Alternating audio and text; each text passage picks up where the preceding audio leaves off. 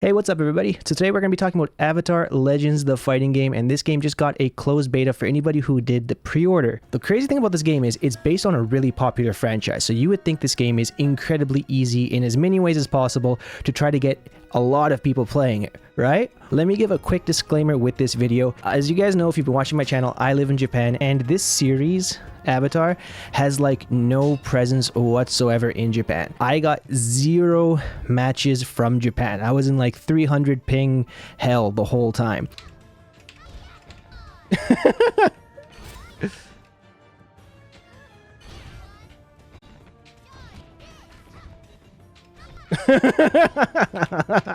Save me, please. So, for better or for worse, this game has been getting some really weird discourse on sites like Twitter from the FGC and the more casual player group altogether. And it all sort of started with this clip right here. This person who posted said, "It took me 3 hours to learn this simple shit. Avatar Legend demands accuracy. I'll keep working. Azula is manageable though. I thought she would be the hardest character to lab." And here's the clip right here. So you can see this cool combo. Gets this knockdown. Goes into it. Doing some jump cancels. I think there's some just frame stuff in here. I'm not exactly sure. I don't play this character myself, but you know, it's not an easy combo. And then you get some nice editing. Going for an easy, even harder version of this. You know, these air cancels. This is like kind of like Magneto MVC3 kind of stuff. And you get the super at the end. The animation's really nice. You know, this looks pretty cool. And there you go, that's almost 50% damage on that combo. Really, really cool stuff. But then, this kind of came out. This person said, "I'm not going to hold you. This game making me mad because the combos are too hard compared to fighting games I actually play. Tekken and Street Fighter 6 is not as hard when it comes to combos. It's effed up. Not that I can't learn it, but I like thinking about situations and my opponent rather than worrying about my combo dropping. That I think is ass, but it's doable." So I'm not sure if this is like engagement bait or not. I have a feeling it is. But this got a ton of views. It's got like just under 500,000 views, and everybody in the fighting community is just like piling on this guy. My favorite reply here is Majin Obama saying, "This post from this account is how I know the game is good." Alright, so I just want to show you how you don't actually need to have super optimal combos to enjoy a game like this, or any fighting game really, at a beginner level. Look, I'm going to just mash on L, okay? Light. And I get this combo. Then if I'm able to see that it hit like 10 seconds after it all happens, I can add a super at the end, get some extra damage. That's 289 damage. You know, pretty respectable damage for just mashing on a light. You don't need to practice to do this. You don't need to spend any time in the lab. This is really, really easy. So here's something a little bit more optimal. No auto combos. I'm doing everything myself. And this isn't like the best combo you can do with this character or anything, and this did 321 damage, so it's only a little tiny bit more than the auto combo. And if you want to know, that's like a 50-point difference, not even, and a single jab is like 40 points of damage. So just by not mashing an auto combo and actually spending a little tiny bit of time in training mode, you increase your damage by like a jab. Now, of course, there are way more optimal combos you can do by spending meter, and you can increase that damage input by quite a bit more, but even so, it's not like a huge world of difference. So always focusing on like neutral and making good decisions in fighting games is always going to be more important than combos, okay? So I don't really agree with the discourse that's going online that this game is too difficult for casual players because there are too many combos to learn. I think that's missing the whole thing. Like, you're not losing out on insane amounts of damage by not learning optimal combos. So I definitely think you can learn a game like this and still enjoy it at even a casual level without having to put in tons of hours to learn combos. Now, that's going to bring me to my next point, and that's I think that casual players just hate getting comboed and getting put into long combos. Now, what did I do to deserve this? I took a couple games, but I still feel violated. Let's take a look at this clip. It's just somebody getting absolutely comboed on.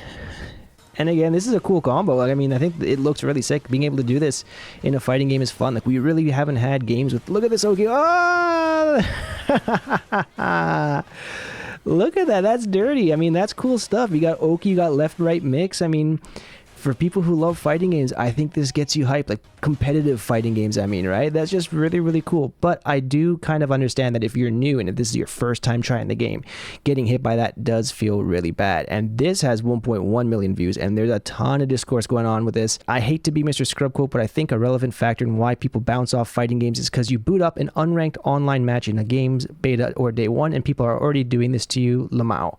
So I do agree with that. I think that is a bad thing for new players, and getting comboed like this does turn them off. And that's also why like skill-based matchmaking and having good ranked systems where it matches you together with people of your skill is so important. But remember, this is a closed beta for people who pre-ordered. There is no ranked matchmaking. There's no like ranked system right now, so this kind of stuff is going to happen, but I really don't foresee this kind of stuff happening actually on release, because again, they're going to fix up the skill-based matchmaking. You should get people more of your level, and this is more of an oddity of just it being a closed beta, which is why I think the ranked system is the most important thing, not making the game super easy and super accessible necessarily, just so anybody can play and just, you know, not have to learn stuff. So basically my take on all this combo stuff and these kind of things is I think you kind of have to think of fighting games as like basketball. There are 2-point shots and there are 3-point shots. As a beginner player, you know, take the easy shots, take the layups, you know, and I think a lot of people think, oh, you know, I got the hit, why should I have to practice a combo? I already won. But no, I don't think you already won. Opening up your opponent is just like one part of the whole like game. It's the whole one part of the puzzle. Actually finishing the combo and actually doing something optimal, not spending your bar in a bad way or going for damage when you should have gone for Oki, is part of the mind games and part of the skill expression of fighting games. So to me, getting the hit doesn't mean you win. It just means you got like in the paint, or you got in range of the net in a game of basketball, but you still have to put the ball in the net. You still have to finish the combo. You have to do the right one. But then you can do an easy combo and just get like 2 points like in basketball, or you could do something past the 3-point line, go for something difficult, but you get more reward for going for the hard thing. So as a beginner player, no, you don't have to go for 3-point shots all the time. It's difficult. You know, do the layup. It's easy. Get your 2 points, get on the scoreboard, finish the job. But then if you really, really want to be good, you know, you got to be able to hit those 3-point shots, because that's like the meta of basketball right now, right? So if you're really dedicated to the game, then yeah, you have to practice it. And if you're getting mad that you're losing to somebody who's really good at hitting 3-point shots, but you didn't put the time into learning it, well, then can you really be mad? I think that's on you.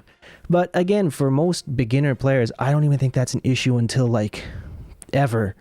Really. So without spending too much time on my thoughts on this game and everything, I kind of thought of a way of how I could sum up how this game feels and plays, and the best way I could describe it is as like a mid-2000s or early 2010 Japan arcade release only fighting game. It's not kusoge, but it's like so close to being it while still being a really good fighting game. If you guys know like Aquapazza, they're like Dengeki, Fighting Climax, those kind of games, it's really got that kind of old school mid-late 2000s vibe to it, and I say that as a good thing. I say it with love. This game is fun. I thought it was gonna be something like DNF Duel, where it's like a fighting game based on a popular franchise, but it ends up being like really bad, or like the Hunter x Hunter game that was also really bad. I thought it was gonna be one of those kind of things, but this game is absolutely not that.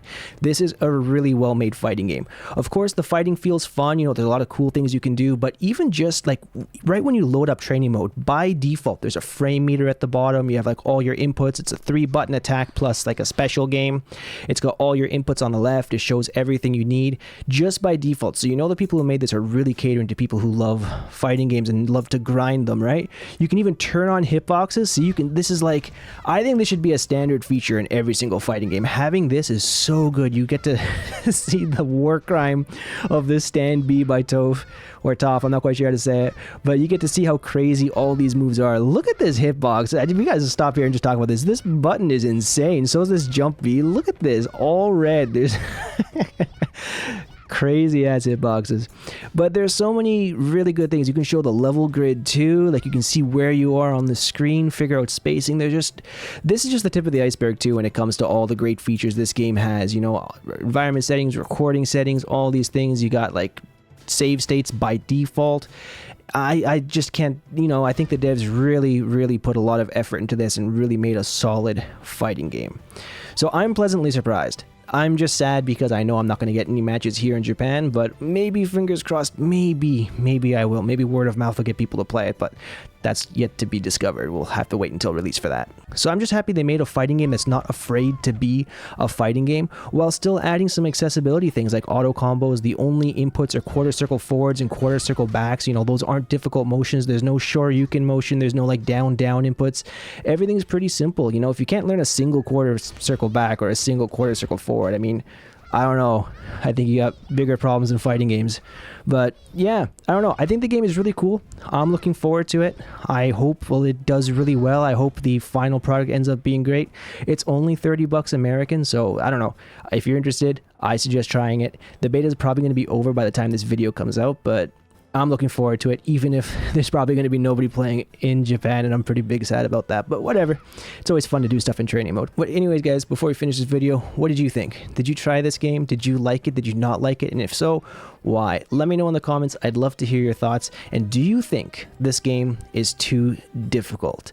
Let me know. As always, please don't forget to hit that like and subscribe button if you enjoyed this video, because it helps support me as a content creator. But that's going to wrap up my video for today. Thank you all so much for watching, and I'll see you in the next one. Peace.